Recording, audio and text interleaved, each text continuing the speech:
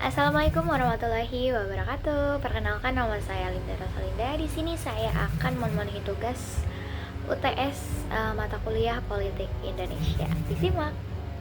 Korupsi merupakan penyakit kronis yang telah mengakar dalam kehidupan sosial, politik, dan ekonomi di banyak negara, termasuk Indonesia.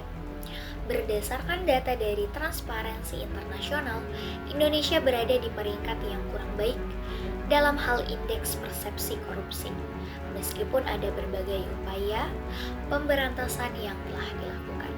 Upaya tata hukum dalam pemberantasan korupsi di Indonesia ada dalam peraturan perundang-undangan, lembaga penegak hukum, dan sistem pengawasan telah mengalami perkembangan yang cukup signifikan. Salah satu tonggak penting dalam tata hukum pemberantasan korupsi adalah penerbitan Undang-Undang Nomor 31 Tahun 1999 yang kemudian diperbaharui dengan Undang-Undang Nomor 20 2001 tentang pemberantasan tindak pidana korupsi. Di dalamnya mengatur tentang definisi, sanksi, serta prosedur hukum terkait tindak pidana korupsi.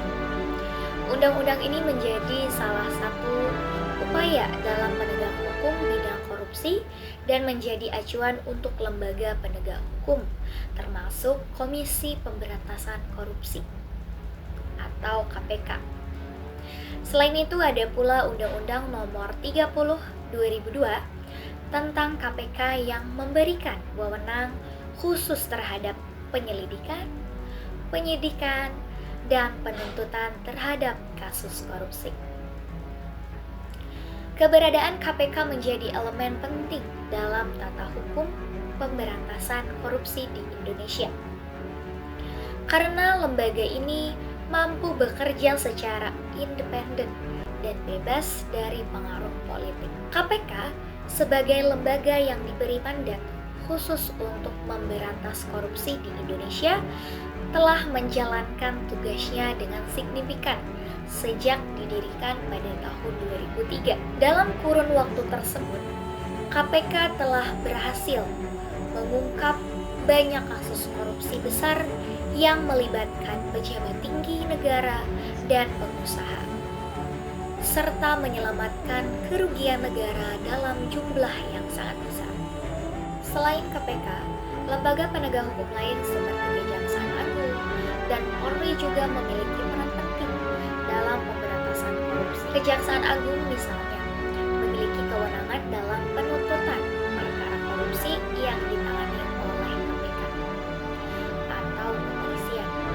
Sedangkan Polri memiliki peran dalam penyelidikan dan penyidikan kasus-kasus korupsi yang lebih kecil atau kasus yang tidak terkait dengan pejabat publik pun.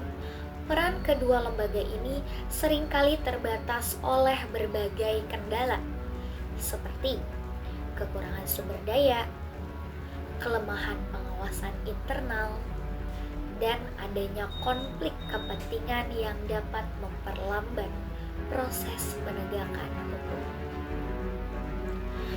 Berikut adalah studi kasus yang saya ambil adalah korupsi di Sumatera Selatan. Komisi Pemberantasan Korupsi atau KPK melakukan operasi tangkap tangan di Kabupaten Ogan Komering Ulu. Dari kasus tersebut masih sangat rendah integritas pejabat publik di OKU, yang dimana anggota DPRD meminta jatah pokok pikiran yang seharusnya tidak ada dalam proses pengangguran. KPK mencatat skor pencegahan korupsi di OKU ini masih sangat rendah dengan nilai 76,99 untuk monitoring Country Fund Prevention atau MCV tahun 2024. Praktik yang sudah menjadi budaya korupsi ini sudah mengakar dalam sistem pemerintahan. Hal ini dapat merugikan keuangan daerah, tetapi juga bisa menghambat pembangunan yang seharusnya dinikmati oleh masyarakat. Seharusnya pemerintah daerah perlu meningkatkan transparansi dalam pengelolaan anggaran dan proyek dengan menerapkan sistem akuntabilitas yang ketat yang mampu mencegah praktik korupsi. Selain itu, penguatan lembaga pengawasan internal dan eksternal harus memastikan bahwa setiap proses penganggaran dan pelaksanaan harus sesuai dengan regulasi yang berlaku. Kita simpulkan bahwa kasus ini harus menjadi momentum bagi pemerintah daerah untuk melakukan reformasi dalam sistem pengelolaan anggaran dan meningkatkan integritas pejabat publik demi kepentingan masyarakat.